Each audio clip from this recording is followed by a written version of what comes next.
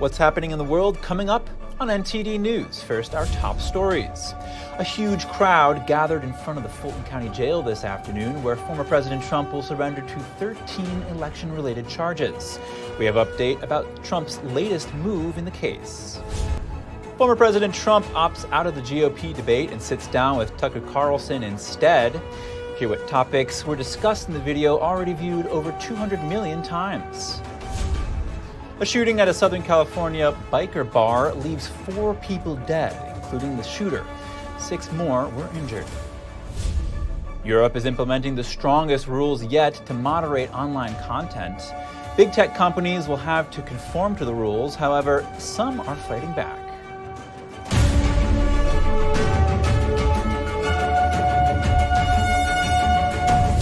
Welcome to NTD News Today.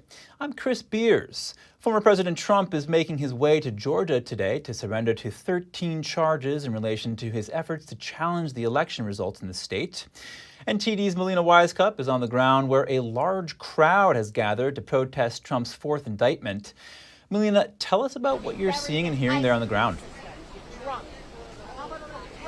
Good afternoon, Chris. Yeah, the crowd out here is massive in regards to both media as well as protesters. This is the biggest we've seen this crowd since the past week that we've been here. It has doubled or tripled in size. Of course, there are media mixed with those protesters, so that could account for why we're seeing a large volume of people out here. Now, we did speak to some of those Trump supporters out here. Some traveled from Florida, some traveled from different parts of Georgia. So we're going to show you what they had to tell us about why they're here today in this hot sun out here waiting for former President Trump to come here and surrender.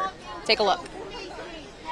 Trump can do international business well, and when he put those tariffs on China, made China back up. No, not that's my man. That is he knows the world system better than any of those guys. We need this country saved. It needs to be saved right now, as everyone knows. Everyone can see, even though some won't admit it.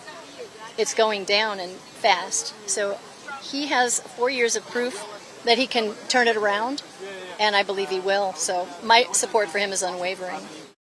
They're making the claim of illegality, and they never checked the reason that they're claiming the illegality. They're saying he questioned the election. So did we. We were up that night, and we watched the vote stop, and we're like, what's that all about? And then he was winning, or won at that point, and then it flipped when it came back, and we're looking what happened, and we watched it in real time on the TV. The votes changed. So there is some passion out here. There are a lot of folks in this baking sun. It is so hot in this Georgia heat out here. Some of them were here even at 7 a.m. this morning when we were here for that morning kit. So they've been here for quite a while, but they're not going away. You know, we're seeing the same people that we've seen this entire time here. Now, as for Trump, his latest move in this case is he did replace his lead attorney, Drew Findling, with an Atlanta-based attorney by the name of Steven Sato. We're still working on verifying exactly why, because there's not a public comment from the former president as to why he made this decision to replace that lead lawyer, Chris. And Melina, we know House Republicans in D.C. are now probing the district attorney who indicted Trump in this case. Tell us more about this. Yeah, so the chairman of the Judiciary, Jim Jordan, sent a letter to Fani Willis today asking her questions like if they expanded the use of federal funds to launch this investigation into former President Trump, going so far as to ask for receipts as to how they use federal funds, citing the fact that Congress does have authority over federal dollars. We have heard some talk on Capitol Hill over whether or not they will try to defund this district attorney's office or the law enforcement here in Fulton County. So we'll wait and see how that plays out over in D.C. They're also questioning if Fani Willis, the district attorney, had any communication with special counsel Jack Smith, who is the lead overseeing that election probe from the DOJ. These cases are quite similar, that DOJ probe and this Georgia probe into the former president. Both of them revolve around the 2020 election, so they're both very similar. Fani Willis was asked at a press conference whenever she announced this indictment into the former president if she spoke with Jack Smith about this. She said nothing more than no comment. Now, as for what we can expect to see later later on. Trump will be here later today. We're getting indications that it could happen sometime at the evening time because the Federal Aviation Administration has launched air traffic restrictions around the Fulton County Jail area from 6:45 p.m. to 9 p.m. So that could be some indication as to when we can expect the former president on the ground here to surrender at the Fulton County Jail. Chris? Thank you, Melina. Coming up, we have post-debate coverage on the first GOP primary. What are the biggest moments and who stood out? We hear from both Republicans and Democrats. And what did President Biden and Trump have to say about the heated debate last night? That story in just a moment here on NTD News Today.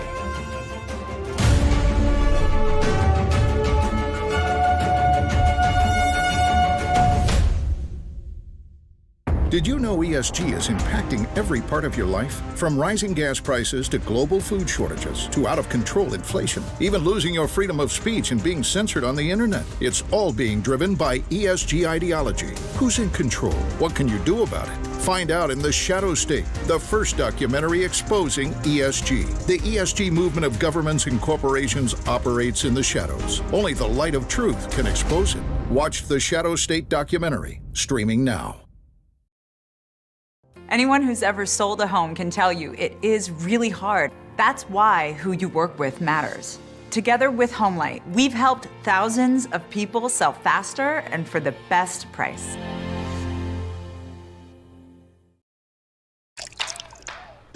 You're not going to get it all right. Just make sure you nail the big stuff. Mama! Like making sure your kids are in the right seat for their age and size. Get it right at nhtsa.gov/the right seat.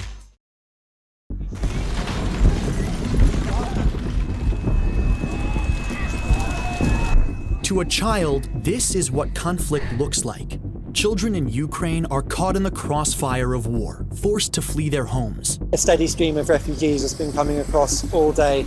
It's bitterly cold. Lacking clean water and sanitation, exposed to injury, hunger. Exhausted and shell-shocked from what they've been through. Every dollar you give can help bring a meal, a blanket, or simply hope to a child living in conflict.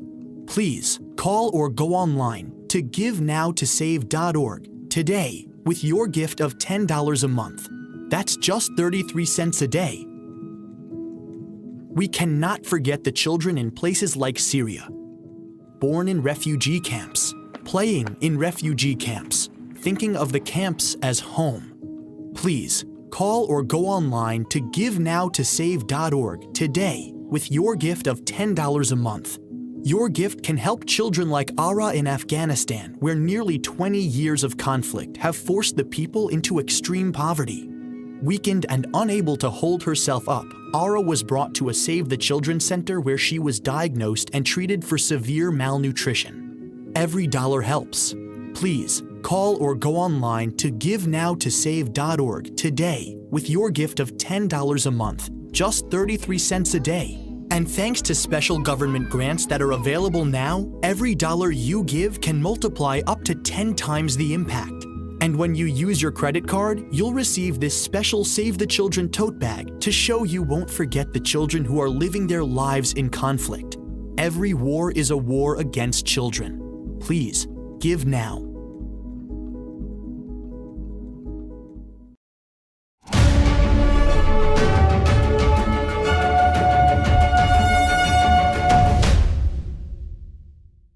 Former President Trump's interview with Tucker Carlson has racked up over 200 million views online.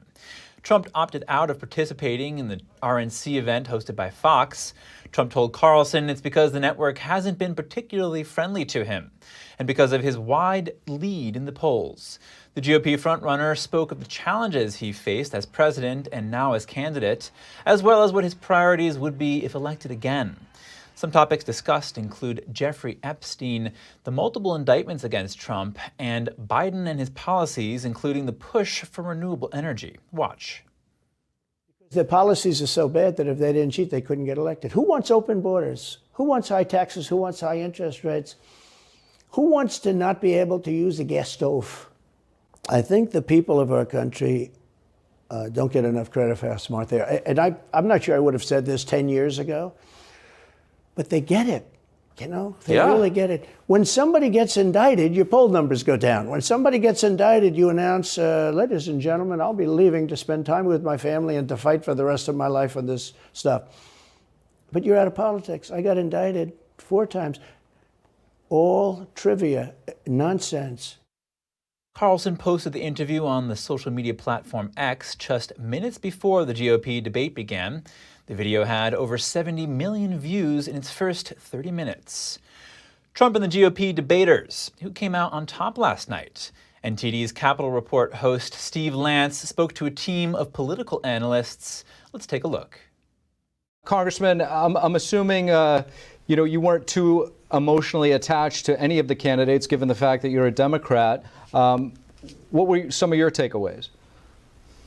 Well, obviously, a number of the candidates went after Ramaswamy. I think because he's higher up in the polls, but also because I think they personally found him kind of obnoxious and condescending. I think a lot of things that Vivek said probably sounded really good. How he's going to get rid of teachers' unions in the country and get rid of all these departments is really impossible. So he said a lot of things that sounded good. I think that's going to appeal to a lot of people. Well, I think that the winner of the debate was a man who was not in the room, President Trump, on debate. It looked like the adult in the room was actually not in the room, and he was having a longer, more in-depth conversation with Tucker Carlson on Twitter. Share with us what you thought about the candidates' discussion on Ukraine. Hitting the Ukraine question, I think what's very fascinating to me is this kind of playing to the current mood among members of the Republican Party. They're very concerned about the fact that we have a commander-in-chief who had a debacle in Afghanistan, embarrassed the country. And I was accused of being weak on the war on terror, and I kept trying to refocus people, saying the existential threat to this country comes from the People's Republic of China, not the Taliban, that don't have an industrial base, they don't have a weapons of mass destruction program, et cetera. So I think a lot of the reluctance over Ukraine comes from this hesitation based on the really poor track record. And I think that Ambassador Haley provided some clarity, as did former Governor Chris Christie. But the base doesn't really want to hear it right now. So it's just where we are at the moment. The party of Ronald Reagan is kind of shifting back a little bit, I think, at this point in time, to a more isolationist stance. To watch the full episode of that special coverage, visit our website at ntd.com. Both President Biden and Trump took to social media to weigh in on the heated debate last night. The president responded to candidates who said they would still support Trump as GOP nominee even if he was convicted. Biden wrote on X, "A bunch of Republicans on stage, one united MAGA ideology." After the debate, Biden also invited social media users to compare him to the GOP candidates and make donations. On the other side, Trump slammed some of his rivals in his Truth Social posts. He dismissed claims that he asked Mike Pence to put him above the Constitution, calling it a fake story. He was commenting on former New Jersey Governor Chris Christie, who praised Pence for not blocking the 2020 election results. But despite all the buzz, Mark Tapscott, congressional correspondent for the Epoch Times, says what stood out about the debate was that it didn't stand out. Let's hear why.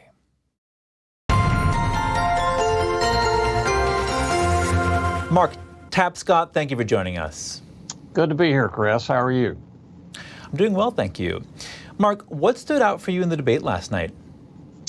You know, it's interesting. The thing that stood out to me the most was that it didn't stand out that much. It was, not really a debate. It was more of a debacle from some perspectives. But I think if you look at it from the perspective of what does it mean for down the road in the campaign, I think there was a clear winner, and that was DeSantis.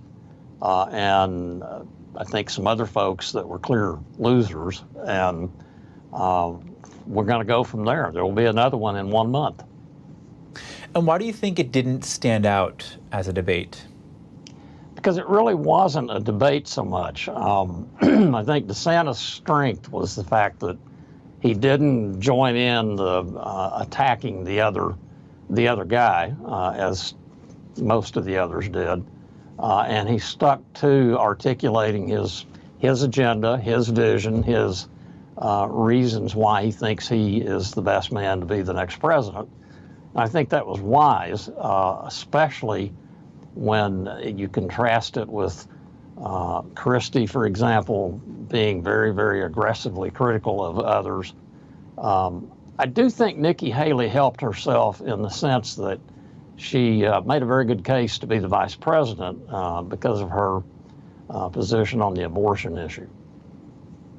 Now talk about Vivek Ramaswamy. Some people are saying that he came out on top last night. I hear that a lot, and I think if you look at it just from the perspective of last night without thinking about it in the context of what's coming down the road, he did very well. I mean, there's no disputing that, but he also made, I thought, a rookie mistake, if you will, when he referenced everybody else on the stage being bought and paid for. I understand why he said that. He's trying to do the Trump 2016 I'm the outsider campaign, and he is an outsider in some respects. But that was kind of a cheap shot, and I think it reflected his lack of experience at the national political level. Now, Donald Trump aired an interview with Tucker Carlson at the same time as the debate, as everybody knows. What was the most notable thing about that interview for you? That he was as calm as he was throughout that conversation, which was recorded before last night, as I understand it.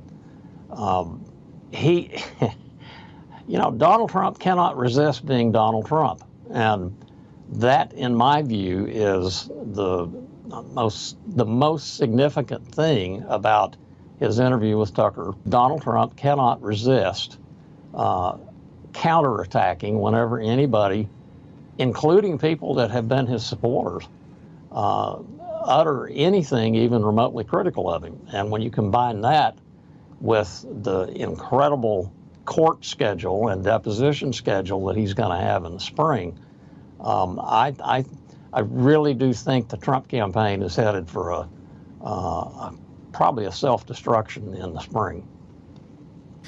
Mark Tapscott, thank you again for joining us. All right, Chris. Still to come, Congresswoman Elise Stefanik is asking New York's governor to pause the implementation of a state gun law. She says it's unconstitutional. And Elon Musk says he wants to sue non-governmental organizations funded by George Soros. We'll have the details soon when we return.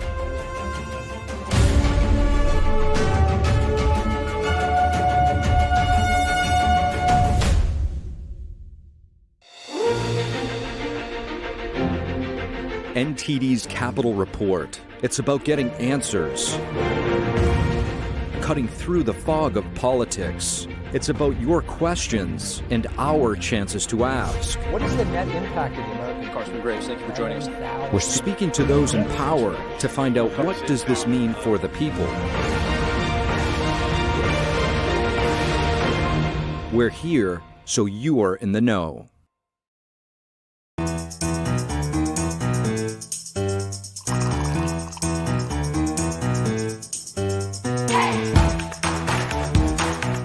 I'm Evelyn Lee. And I'm Kevin Hogan.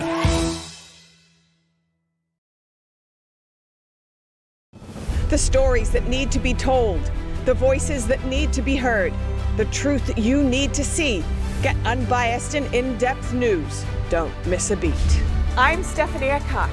At NTD, we're here for you.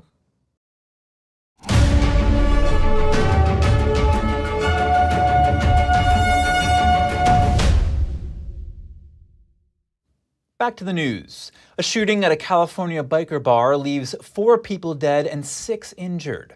The incident involved law enforcement officers. The shooting took place at historic bar Cook's Corner in Orange County, California, around 7 p.m. last night. 3 victims died at the scene, and the suspected shooter also died. No sheriff's deputies were injured. 5 of 6 people injured are being treated for gunshot wounds. Sources told NBC the shooter was a former law enforcement officer. They said he was targeting his wife. It's not clear if his wife is among the dead or injured. Governor Gavin Newsom wrote on social media platform X that he is monitoring the situation and coordinating with local officials. Congresswoman Elise Stefanik wants New York's governor to pause the creation of a state gun owner database, a move criticized by gun rights advocates. The law would create new taxes for gun owners in New York and create a state-level database alongside the current federal one. It would also require background checks on ammo purchases. Stefanik and 3 other Republican lawmakers from New York are telling the governor that the database would be unconstitutional and target law-abiding gun owners. Governor Kathy Hochul says the law has nothing to do with lawful gun owners and will only affect people who should not own firearms. The law is set to come into effect on September 13th. The executive director of the New York State Rifle and Pistol Association says it's still not clear how the state will administer the law. He also says the costs and requirements needed to follow the law would put small gun shops out of business. Turning to the disaster-ravaged Hawaii, only 8% of the total area impacted by the wildfires on Maui remains to be searched. And authorities say over 1,000 people are still missing. According to a social media post from Hawaii Governor Josh Green Wednesday, 92% of the total area impacted by wildfires in Maui has been searched. Green said thousands of residents impacted by the wildfires are currently staying in hotels, and hundreds are in Airbnb locations. The current death toll is 115. Over to Louisiana, the state typically prepares for hurricanes and tropical storms this time of year. Instead, it's dealing with a growing wildfire threat, a statewide burn ban, and extreme heat. A state official says nearly 350 wildfires were burning in the state earlier this week, and the National Weather Service says every parish in the state is under a red flag warning. The official says they're stretching their resources thin. The state's emergency operations centers were activated Wednesday morning to help battle the wildfires. Japan's Fukushima nuclear plant is releasing slightly radioactive wastewater into the Pacific Ocean. Here to discuss is NTD Business's Don Ma. How are you, Don? I'm good, Chris. How about you? I'm doing pretty well. Tell us more about the wastewater discharge. Yes, the first batch is being released. It's going to take 17 days, and let me just tell you how much water that is. It's the size of 3 Olympic swimming pools. But actually, this is only a very small part of the tons of water that have accumulated at the plant. So what happened was, a little background. The March 2011 earthquake and tsunami in Japan destroyed the plant's cooling systems, causing 3 reactors to melt. It sparked the world's worst nuclear accident since Chernobyl. So now releasing the water is necessary to decommission the plant. The complete release of all the wastewater is about 500 swimming pools, Olympic-sized. It's estimated to take about 30 years to finish, Chris. And a lot of people are obviously concerned about this. Is the water safe, Don? Well, the water will be released into the Pacific Ocean, and it's going to be treated until it meets government limits. It's also going to meet international safety limits. But at the end of the day, Chris, it's still going to be a little bit radioactive. It's not going to be zero. Japan and also a UN authority say the water is safe, but some environmental activists argue that all possible impacts have not been studied. The International Atomic Energy Agency gave Japan the green light back in July, saying it met international standards, and the impact on people and the environment would be, quote, negligible. What has people's reaction to all this been? Right. So, of course, you're going to have some people that are concerned in situations like this. It's completely normal to have that. Fukushima's fisheries and tourism industries and its economy are still recovering from the 2011 disaster. Fisheries and groups are worrying about further damage to the reputation of their seafood. Fishing unions in Fukushima have urged the government for years not to release the water, arguing it could undo work to restore the damaged reputation of their fisheries. And as well, the head of the National Federation of Fisheries Cooperatives said scientific safety and the sense of safety are different. And I think this statement is actually very true in a sense, because when you're talking about reputation, right, it's really about how people feel. And yet it seems like China is concerned about this as well. Yeah, you're right, Chris. So in a reaction to the water release, China announced an immediate sweeping ban on all aquatic products from Japan. I mean, this is quite a reaction from China. I mean, it has the ability to do this, but, you know, China is the biggest aquatic products market for Japanese exports. So, I mean, this could impact Japan economically. Japan has requested that China immediately lift its import ban. But Chris, I just want to point out a potential irony here of the ban. China itself also releases nuclear wastewater, and Japan says that the amount of a radioactive isotope in their water is actually several times lower compared to the waste that China releases. All right, good talking to you as always, Don. Thank you, Chris. Life is becoming more difficult for big tech companies in Europe. Starting tomorrow, there will be new restrictions. But some companies are pushing back. Here's the story. The European Commission is tightening its grip on big tech companies. Google, Meta, and others operating in Europe are facing the Digital Services Act, or DSA. The act is considered one of the most far-reaching efforts to moderate what people encounter online. It's designed to stop the spread of harmful content that's either illegal or violates a platform's terms of service. Examples are content that promotes genocide or anorexia. Just to give you an example, if I'm a platform again and I have rules how content is deleted, reinstated, moderated, now there are rules on how to do that, how to report on that. Platforms have already started rolling out new ways for European users to flag online content and dodgy products, which companies will have to take down quickly. Amazon opened a new channel where users can report illegal products. However, German fashion retailer Zalando is pushing back. We offer high-quality products from well-established brand partners, so we have zero risk of illegal products. The European Union added Zalando to the category of companies facing the highest level of regulation under the DSA. Also in that category are Microsoft, Meta, Google, and more. Zalando says it shouldn't be in that category. So does Amazon. These two cases from Amazon and from Zalando, they will ultimately have to be decided in court. The DSA also prohibits targeting vulnerable categories of people with ads. Companies won't be allowed to target children, for example, with specific ads anymore. If companies breach the DSA, they'll face fines worth up to 6% of their global revenue. This could amount to billions for some. And even a ban from the EU could be brought against them.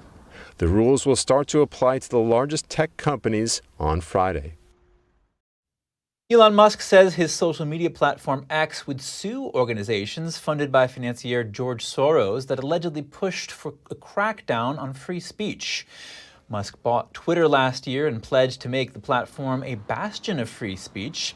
He has since changed its name to X. He said in an X post that he agrees with the view expressed by the journalist Michael Schellenberger. He said politicians and George Soros-funded NGOs have been falsely claiming hate incidents are on the rise to push restrictions on free expression. Musk signaled his agreement and pledged to sue. Musk has criticized Soros before. He once said Soros wants to erode the fabric of civilization. And if you have any news tips or feedback for the show, please feel free to email us at news.today@ntd.com. Coming up, a Russian analyst says don't count mercenary leader Prigozhin out yet, not unless it's 100% certain he died in the recent plane crash. And BRICS is inviting 6 new countries to join the bloc, including Iran and Saudi Arabia. We have the latest on what expansion and when we return.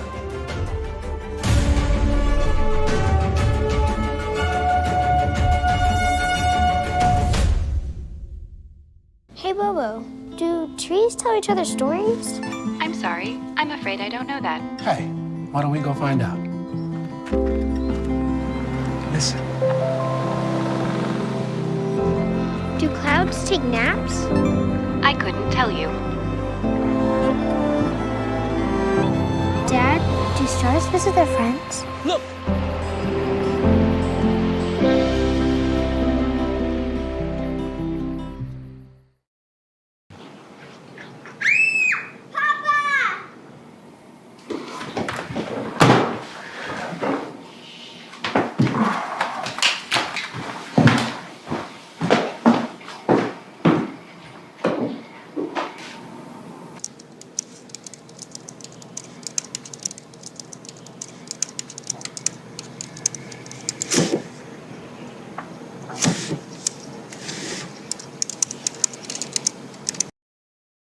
My dad's name was David.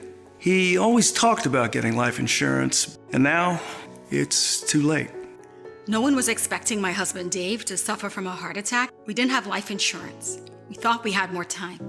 Don't be Dave, and don't wait until it's too late to get the life insurance coverage you need. And if you don't have enough insurance to cover funeral costs, credit card debt, and other expenses, your family is going to get stuck with the bill. Call now to get affordable life insurance. Just call 800-494-1562.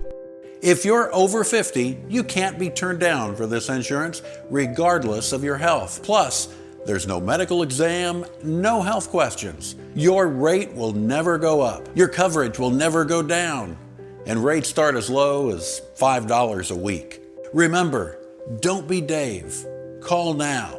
Call now. 800-494-1562. William Bouguereau's staggering work, both in quantity and quality, numbered over 800 exquisite paintings during his lifetime. Bouguereau was the most famous artist in all of France, possibly all of Europe. These are emotionally powerful works, amongst the most powerful in art history. 我第一次看到就是布格罗的画的时候，我就感觉到非常的震惊。我觉得哇，居然有人画到这么的完美，所有的一切都无可挑剔。In this episode, we'll investigate the talent of a genius and a true master in his field who was first highly praised and recognized, but later destroyed. What was it about him or his art that made an entire society turn against him and banish both his name and his works?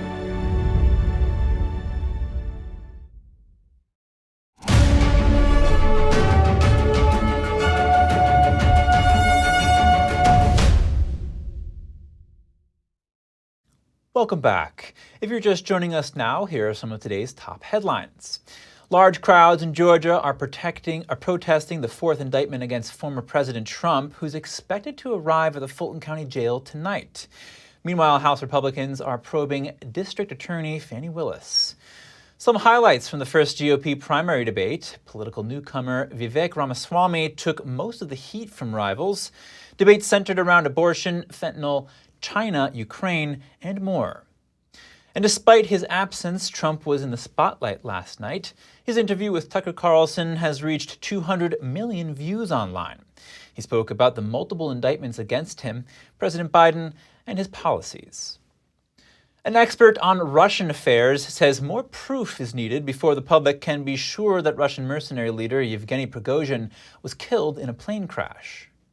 We need to wait until it's absolutely 100% certain that this was Yevgeny Prigozhin on board before assuming that he is actually dead, because another feature of dealing with Russia that analysts of Russia get used to very quickly is that so often nothing is what it seems on the surface, and what the Russian state says is often very different from what's happened in real life.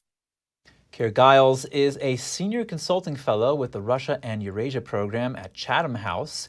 Giles said the lack of any official declaration could mean Prigozhin faked his own death. He speculates it could have happened because Prigozhin was a marked man after a failed mutiny in June. Giles added it remained to be seen what would happen to the rest of Prigozhin's Wagner mercenary group and its surviving senior leadership, and whether they would be absorbed into the Russian armed forces. Russian authorities said Prigozhin was listed as a passenger on a private jet that crashed on Wednesday, killing all on board, including other senior Wagner figures. There has still been no official comment from the Kremlin or the Russian Defense Ministry on the fate of Prigozhin, and interests are growing over a comment made by CIA Director William Burns. He seems to have predicted Putin's retaliation against Prigozhin back in July. Putin is someone who generally thinks that revenge is a dish best served cold. So he's going to try to settle the situation to the extent he can. But again, in my experience, Putin is the ultimate apostle of payback. So I would be surprised if Prigozhin escapes further retribution for this. So in that sense, the president's right. If I were Prigozhin, I wouldn't fire my food taster. Burns was attending the Aspen Security Forum in Colorado. He was then asked about Prigozhin's mutiny against Russia's top army brass in June. BRICS is inviting 6 new countries to join the economic bloc. Those are Iran, Saudi Arabia, the UAE, Argentina, Egypt, and Ethiopia. The announcement was made by South Africa's president on day 3 of the summit. The membership will take effect from the 1st of January 2024. Speaking via video message, Russian President Putin congratulated the new members. India's Prime Minister Modi welcomed the expansion, while Chinese leader Xi Jinping said the historic expansion will inject new impetus into the BRICS cooperation mechanism. South African officials say more than 40 countries have expressed interest in joining BRICS. Coming up, blue crabs are invading Italy's waters, putting prized clams, mussels, and oysters in jeopardy. The invasive species hurts the marine ecosystem and the fishing industry. More soon here on NTD News.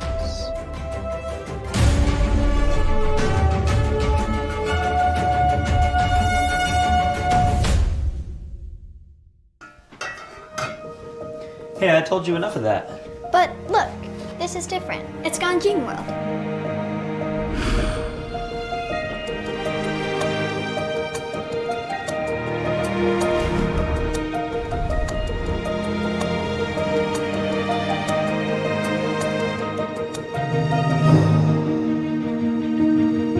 Ganjin World.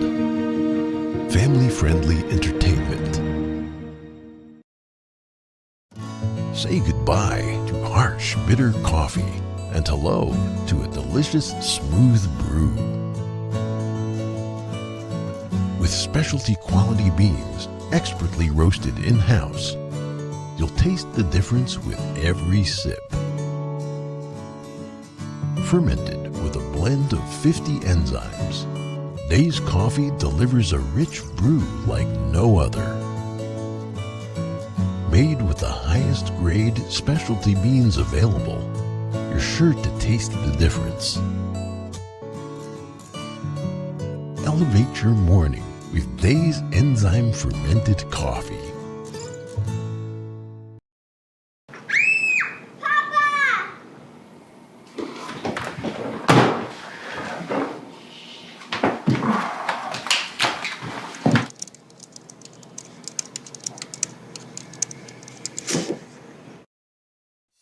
Does this look familiar?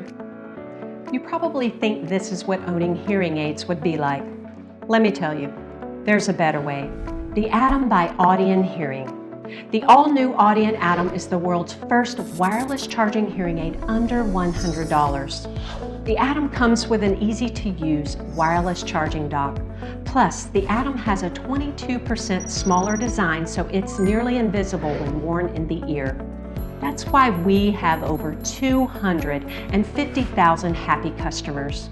Each pair has a 45-day money-back guarantee, so there is zero risk in trying them. Call 1-800-918-3109. That's 1-800-918-3109. Call 1-800-918-3109 or go to audionhearing.com to get your pair of Audion Atom hearing aids for only $99.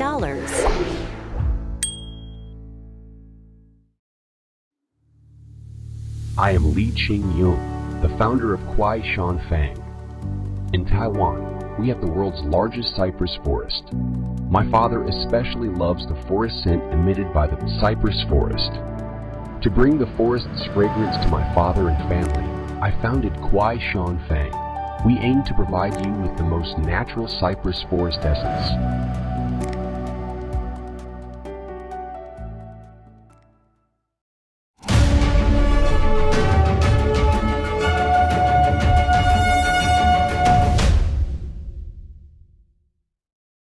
Thanks for staying with us.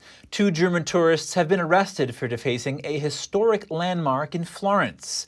Italian police say it happened early yesterday morning. 2 individuals were caught on surveillance video spray painting Munich soccer-related graffiti on the Vasari corridor. That's a beautiful riverside passageway connected to the famous Uffizi art museums.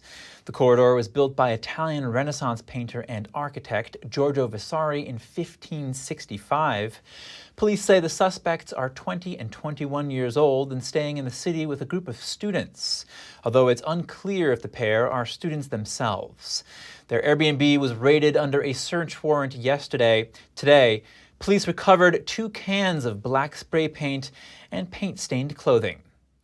Italy's culture ministry said repairs will cost more than $10,000. Hordes of blue crabs from the western Atlantic have invaded Italian waters. The species threatens the country's marine ecosystem and its reputation for some of the world's best clams. NTD's Andrew Thomas has the details on the crustacean crisis. Arriving on ships from the Atlantic, these blue crabs have put Italy's clams, mussels, and oysters in jeopardy. The invasive species is damaging the marine ecosystem and fishing industry. The blue crab is aggressive, he is fast, he's an animal of unacceptable intelligence.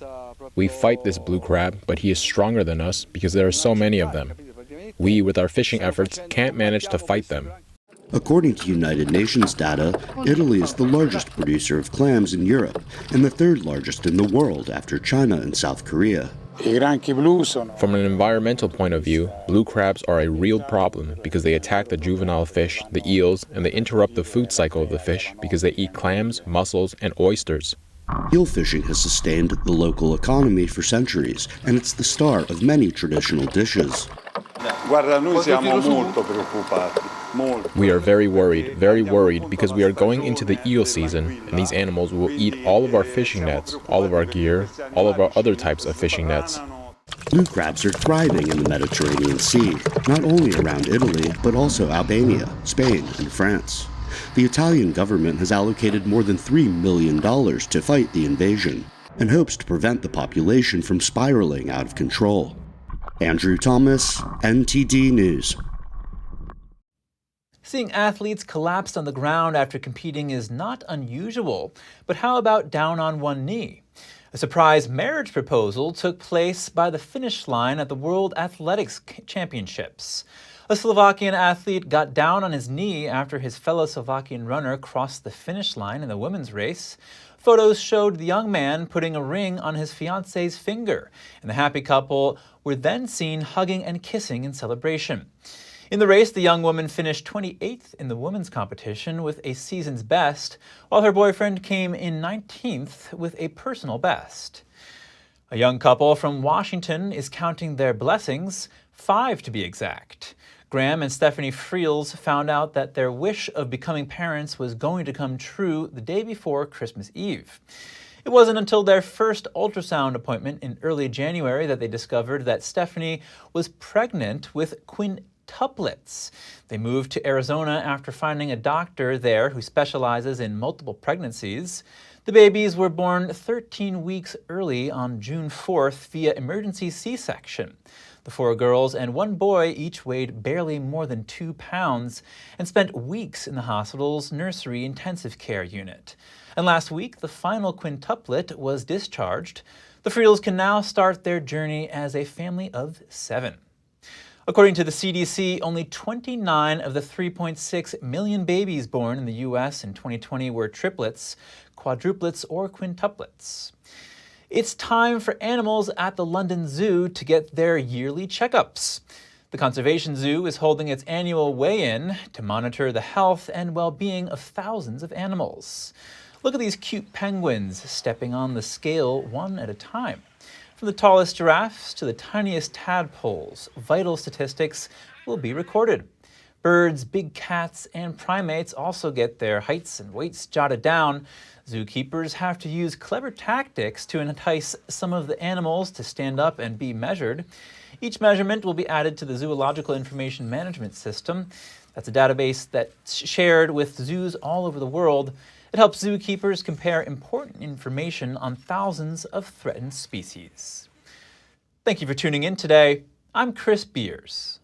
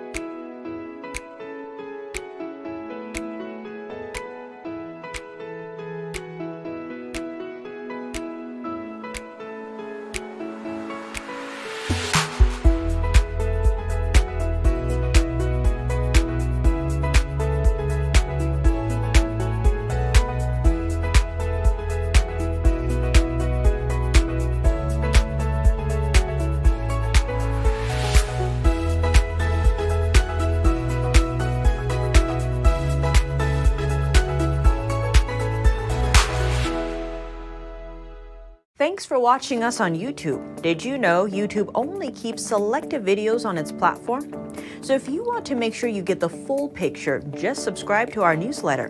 Go to newsletter.ntd.com and sign up. It's free.